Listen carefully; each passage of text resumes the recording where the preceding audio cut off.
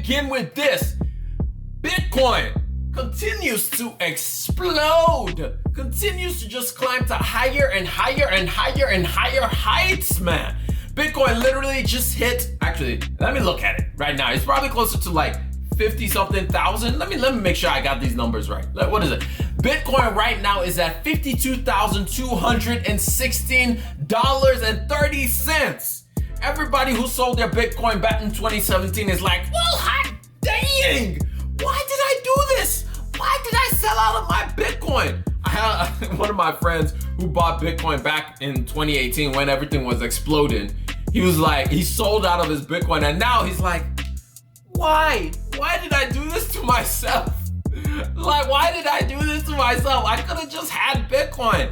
I could have had, oh man, I could have been so rich right now. But you know, it goes like that. That's how, if you don't know what you're investing in, if you don't know what you're buying in, you're always gonna be losing. The main reason for that is you're never gonna know when to get in and when to get out. Most of the time, you're gonna get in when things are already at all-time highs, and you're gonna get out when the thing starts to crash. But when you know what you're doing with an asset, when you know what you're doing when it comes to investing in something, when you know what you're doing when it comes to whether it's buying stocks or whether it's buying Bitcoin, whatever it is that you're investing in, if you know what it is, you have more of a confidence. Because as we all know, when it comes to investing, when it comes to money, it's more about the mentality of when you go into it. It's more about how you're thinking about it, much more than it is about the thing in and of itself. So anyway, Bitcoin just crossed the $50,000 per coin mark as of, I think it was 2 days ago.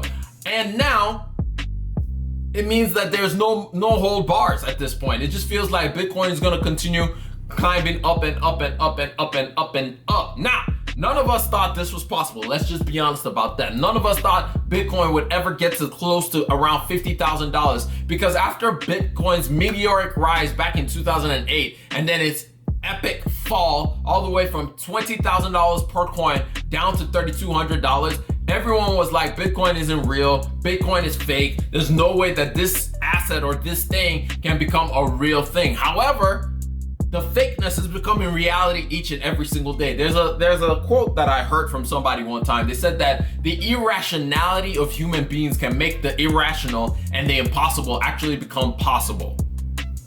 Let me say that again. The irrationality of human beings can make the irrational and the impossible become possible. Think about man flying. That is irrational and impossible. But yet we fly from place to place every single day. A man doesn't have wings. A man doesn't have feathers. A man shouldn't be able to fly. However, because we are irrational and we can be so irrational, we make it possible.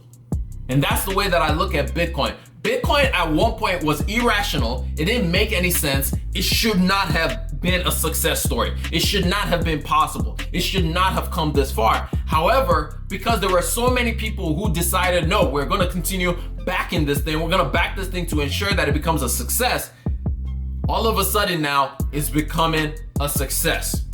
And although Bitcoin was designed to sidestep the typical monetary system that we have in the United States, it's being embraced heavily by the system that it was made to upend. It's being embraced heavily by the system that it was created to do away with. Which is the ironic thing of this whole Bitcoin thing. For anybody who's a Bitcoin bull that wants to tell you anything about, oh, this is a decentralized thing, there's no way it's gonna be centralized, the whole point of Bitcoin, no.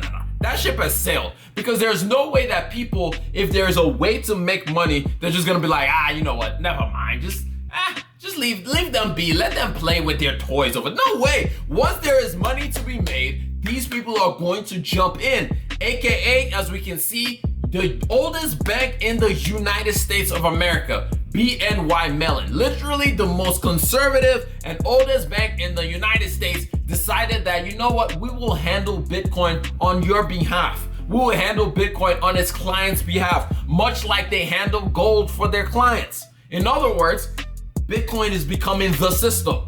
It kind of reminds me of the GameStop thing a little bit, where everybody was like, oh, we're fighting the system. We're fighting the system. We're fighting the system. The small guy is going to win. The small guy is going to win. But if you know anything about actually what was going on at that point in time, there were a lot of institutions that made billions of dollars off of your backs, off of your hard work, off of your money. Well, not really any of y'all's hard work, because most people that bought into GameStop didn't really do the research or didn't really understand the reasoning why people were buying into it. They were just buying into it because, hey, it's going to the sky, it's going to the moon, rocket, rocket, rocket, rocket, rocket emojis. That's the reason why. And so there was no way that institutions were not, first of all, we all knew institutions have been keeping an eye on Bitcoin for a long time, because the blockchain technology in and of itself is something that is definitely worthwhile, if nothing else. It's definitely worthwhile. But they've been keeping an eye on Bitcoin as to like, how do we dabble in this thing? And of course, in 2020, all of them started jumping in. We have MasterCard, Visa, PayPal, Square, Apple Pay, all saying that, yo, you can use Bitcoin as a form of payment now, which is gonna make it more accessible and available to be used more often, which means the price of Bitcoin is going to continue to rise, at least in my opinion. However, with anything that has a sudden growth, there are always questions that surround it. And there are two main questions when it comes to Bitcoin. One, regulation. As much as people believe that this is a deregulated system, it's not going to stay that way. There is no way that the American government or any government in the world is just gonna allow people to transfer money back and forth without them knowing how that money is being moved. Because at the end of the day, money is power. And whoever controls the money, whoever controls the currency, controls the power, has the power, because they can use it to fund the things that they want to fund. So there's no way that they're just gonna be like, you know what, forget those little kids, we still got our fiat money over here. No, there's no way they're gonna do that.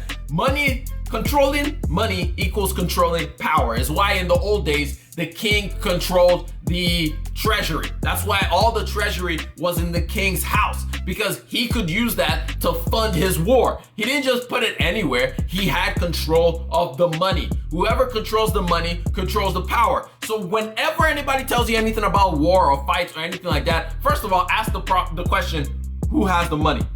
Who is controlling the money? Because most wars and most battles are fought over money. Not anything else, over money. Most wars.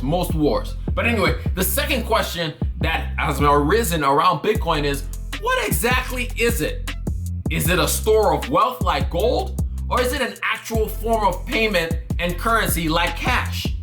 Because if it's a store of wealth like gold, there's nobody that's gonna be out here like the guy in 2010 who bought 10 pizzas with his Bitcoin, with like 8,000 Bitcoin or something like that. If it's a store of wealth, absolutely nobody is going to use this thing as a currency. Much like gold. Like gold, yes, it can be a currency, but ain't nobody trying to use gold as a currency. People just keep gold in order to maybe transpose it to be cash one day so they can buy other assets, so that they can fight against inflation. So is Bitcoin that? Is Bitcoin a store of wealth, or is it an actual transactions payment platform? I mean, I just talked about Apple Pay and Square and PayPal and all of these making it more easily for you to pay in Bitcoin, but is it gonna be a store of wealth, or is it like cash? What is it? These are the questions that a lot of people are still asking, and a lot of much smarter people than me are trying to figure out right now. But at the end of the day, I think the answer to that question, the second question at least, is the public will decide the way they want it to be. Because if the public want it to be a store of wealth, people are just not going to sell or buy or use their Bitcoin. People are just gonna keep holding it. People are just gonna keep holding it and holding it and holding it. And you will probably never see anybody be like, oh yeah, I bought this thing for like a 1/8 or a 29th of a Bitcoin. I don't think anybody's gonna do that, because I think people have seen Bitcoin and the fact that the price keeps shooting up as a way of like, yo, I need to use this as like a hedge against the economy or whatever, or a hedge against inflation. So I don't see Bitcoin anymore as a form of currency. I see it as a store of wealth, in my opinion. Now, for anybody who's thinking about getting into Bitcoin, I just have to say this to everyone. One, refer back to the beginning of this podcast when I said, know what it is that you're getting yourself into, because it is, at the end of the day, still a very speculative effort. It's still a very speculative asset. The reason why I say speculative is the only reason it has any value is because all of us have decided that it has value.